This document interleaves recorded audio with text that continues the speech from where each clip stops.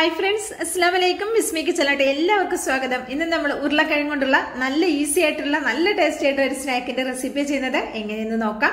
അതിനായിട്ട് ഞാൻ ഇവിടെ എടുത്തിട്ടുള്ളത് 2 മീഡിയം വലിപ്പമുള്ള ഉരുളക്കിഴങ്ങാണ്. ഇത് നമുക്കൊന്ന് ഗ്രേറ്റ് ചെയ്തെടുക്കണം. ഇതേപോലെ ഒരു ഇതിൽ വെച്ചിട്ടാണ് ഞാനൊന്ന് ഗ്രേറ്റ് ചെയ്തെടുക്കുന്നത്. ഇതിന്റെ ആ ചെറിയ ഹോളിൽ വെച്ചിട്ട്, നല്ല ചെറിയ ഹോളുണ്ട്, അതിലല്ല, അതിന്റെ ഒരല്പം വലുത്, ഒരു മീഡിയം വലിപ്പമുള്ള ആ ഹോളിൽ വെച്ചിട്ട് നന്നായിട്ട് ഇതൊന്ന് ചിരകി എടുക്കുക കേട്ടോ. നന്നായിട്ട് ഇതൊന്ന് ക്രഷ് ചെയ്തെടുക്കാം.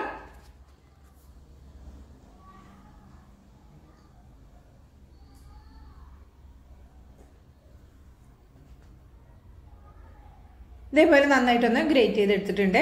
ഇതേപോലെ മറ്റേ ഉരുളക്കിഴങ്ങ് നമുക്കൊന്ന് ഗ്രേറ്റ് ചെയ്തെടുക്കാം. അപ്പോൾ വീഡിയോ ഇഷ്ടമാണെങ്കിൽ തീർച്ചയായിട്ടും ഒരു ലൈക്ക് തന്ന് സപ്പോർട്ട് ചെയ്യാൻ മറക്കരുത്. നിങ്ങളുടെ ലൈക്ക് പ്രധാനമാണ്, അതുകൊണ്ടാണ് ലൈക്ക് ചെയ്യാൻ പറയുന്നത് കേട്ടോ. അപ്പോൾ എല്ലാ കൂട്ടുകാരും ഒന്ന് ലൈക്ക് ചെയ്ത് സപ്പോർട്ട് ചെയ്യാൻ മറക്കരുത്.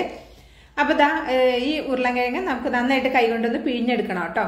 ഈ ഉരുളക്കിഴങ്ങിൽ അത്യാവശ്യം നല്ലോണം വെള്ളം ഉണ്ടാകും. ആ വെള്ളമൊക്കെ നമുക്കൊന്ന് കളയണം കേട്ടോ. എന്നിട്ട് വേണം നമ്മൾ എടുക്കാനായിട്ട്. അപ്പോൾ ഇതേപോലെ ഒന്ന് മുഴുവനായിട്ട് പിഴിഞ്ഞ് നന്നായിട്ടൊന്ന് മുറുക്കി പിഴിഞ്ഞെടുത്താൽ ഇതുപോലെ കിട്ടും. എന്നിട്ട് ഇതൊരു ബൗളിലേക്ക് ഇട്ടിട്ട് നമുക്കിതിലേക്ക് ഞാനൊരു മീഡിയം വലിപ്പമുള്ള ഒരു സവാളയും ചെറുതായിട്ട് കട്ട് ചെയ്തതും ഒരു പച്ചമുളകുമാണ് എടുത്തിട്ടുള്ളത്. പിന്നെ ഒരു 2 ടേബിൾ സ്പൂണോളം വരുന്ന മല്ലിയിലയും കൂടി എടുത്തിട്ടുണ്ട്. മല്ലിയില ഒരല്പം കൂടിയാലും ടേസ്റ്റ് ആണ് കേട്ടോ. കയ്യിലുണ്ടെങ്കിൽ ഒരല്പം ഒരു കൈപ്പിടികളൊക്കെ ചേർത്ത് കൊടുക്കുക. ഒരു 2 പിഞ്ച് മഞ്ഞൾപ്പൊടിയും ഒരു 1/4 ടീസ്പൂൺ മുളക് പൊടിയും അതുപോലെ തന്നെ 1/2 ടീസ്പൂൺ കുരുമുളക് പൊടിയും അതുപോലെ തന്നെ മീറ്റ് മസാല 1 ടീസ്പൂണും ചേർത്തിട്ടുണ്ട്. ആവശ്യത്തിനുള്ള ഉപ്പും ചേർത്ത് കൊടുക്കുക. എന്നിട്ട് ഇതിലേക്ക് ഞാൻ ഒരു കോഴിമുട്ട കൂടി ചേർത്ത് കൊടുക്കുന്നുണ്ട്.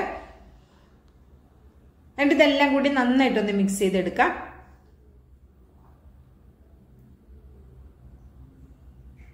ഇനി ഇതിലേക്ക് നമുക്ക് ചേർത്ത് കൊടുക്കാനുള്ളത് മൈദയാണ് കേട്ടോ. നിങ്ങൾക്ക് മൈദക്ക് പകരം ഗോതമ്പ് പൊടി മതിയെങ്കിൽ ഗോതമ്പ് പൊടി യൂസ് ചെയ്യാം.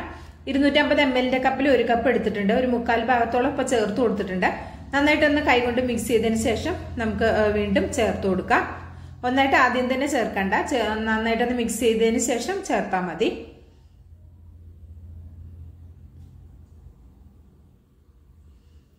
ഇത് മുഴുവനും ചേർത്ത് കൊടുക്കുന്നുണ്ട്. ഇനി അതേ കപ്പിൽ തന്നെ ഞാൻ കുറച്ച് വെള്ളം കൂടി എടുക്കുന്നുണ്ട്. ഒരു 1/2 കപ്പ് വെള്ളം എടുത്തിട്ടുണ്ട്. അത് നമുക്ക് കുറച്ചായിട്ട് ഒഴിച്ചിട്ട് നന്നായിട്ടൊന്ന് കുഴച്ചെടുക്കാം. ഒരുപാട് ലൂസിൽ കുഴച്ചെടുക്കരുത്. ഇപ്പൊ അവസാനം ഇത് കുഴച്ചിട്ട് ഇതിന്റെ ആ ഒരു കൺസിസ്റ്റൻസി കാണിച്ചു തരാം.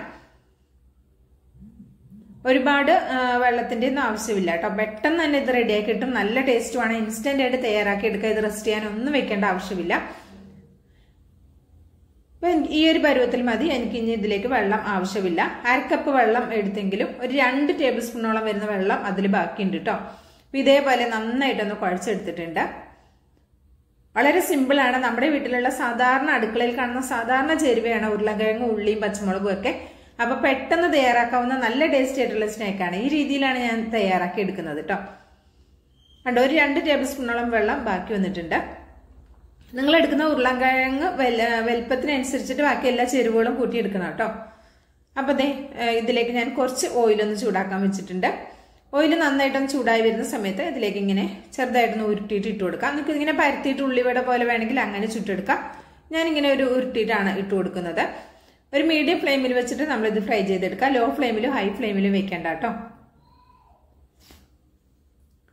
ഇനി മല്ലിയിലേക്ക് കയ്യിലില്ല വെച്ചിട്ട് ഉണ്ടാക്കാതിരിക്കേണ്ട, കറിവേപ്പില ചേർത്തിട്ടും ഉണ്ടാക്കിയെടുക്കാം. മല്ലിയില കുറച്ചുകൂടെ ടേസ്റ്റ് കൂടുന്നേ ഉള്ളൂ. കറിവേപ്പില മല്ലിയില ഇല്ലെങ്കിൽ കറിവേപ്പിലയാണെങ്കിൽ യൂസ് ചെയ്യാവുന്നതാണ്. ആദ്യം കുറച്ചുകൂടി ഇട്ട് കൊടുത്തിട്ടുണ്ട്. ഇതൊന്ന് മൂത്ത് റെഡിയായി വരുമ്പോൾ ഒന്ന് തിരിച്ചിട്ട് കൊടുക്കാം കേട്ടോ. ഇതിങ്ങനെ ഒരു പരന്ന ചട്ടി ആയതുകൊണ്ട് ഇങ്ങനെ ചെറുതായിട്ട് ഒട്ടിയാലും ഇത് ഫ്രൈ ആവുന്ന സമയത്ത് താനെ ഇങ്ങനെ വിട്ട് വന്നോളൂ കേട്ടോ. ഇത് കാണുമ്പോൾ മനസ്സിലാവുന്നുണ്ടാവും.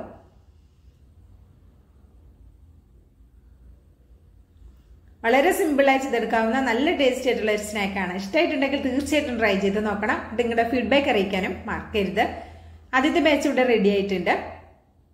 നമുക്ക് എണ്ണയിൽ നിന്ന് കോരിയെടുക്കാം. എണ്ണ ഒന്നും കുടിക്കൂല കേട്ടോ. ഈ സ്നാക്ക് പെട്ടെന്ന് തന്നെ റെഡിയാക്കി എടുക്കാം. കുക്കിംഗ് ടൈമൊന്നും ഒരുപാട് ടൈം വരുന്നില്ല. ഒരു 5-10 മിനിറ്റിൻ്റെ ഉള്ളിൽ തന്നെ പെട്ടെന്ന് റെഡിയാക്കി എടുക്കാവുന്ന ഒരു സ്നാക്കാണ് കേട്ടോ. ഒരു ചായ തിളക്കുന്ന സമയം കൊണ്ട് തന്നെ നമ്മുടെ കടിയും റെഡിയാക്കി എടുക്കാം. ഇത് ഞാൻ ആദ്യത്തെ ബാച്ച് ഇവിടെ റെഡി ആയത് ഒരു പാത്രത്തിലേക്ക് ഇട്ട് കൊടുത്തിട്ടുണ്ട്. ഇതേപോലെ നമുക്ക് ബാക്കിയുള്ളതും റെഡിയാക്കി എടുക്കാം. അപ്പൊ ഫ്ലെയിം ലോയിലേക്ക് വെക്കരുത്, ഹൈയിലും വെക്കരുത്. ഒരു മീഡിയം ഫ്ലെയിമിൽ വെച്ചിട്ട് ആദ്യം മുതൽ അവസാനം വരെ നമുക്കിത് ഫ്രൈ ചെയ്തെടുക്കാം കേട്ടോ. മീഡിയം ഫ്ലെയിമിൽ വെച്ച് വിചാരിച്ചിട്ട് ഒരുപാട് എണ്ണ അങ്ങോട്ട് ചൂടായി പോകുന്നില്ല.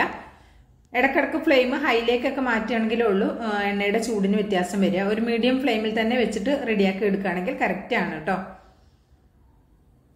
ഒരു 2 ഉരുളൻകിഴങ്ങ് കൊണ്ട് റെഡിയാക്കി എടുക്കുന്ന സമയത്ത് ഒരു 4-5 പേർക്കൊക്കെ കഴിക്കാൻ പറ്റിയ സ്നാക്ക് ഇവിടെ നമുക്ക് റെഡിയാക്കി എടുക്കാൻ പറ്റും.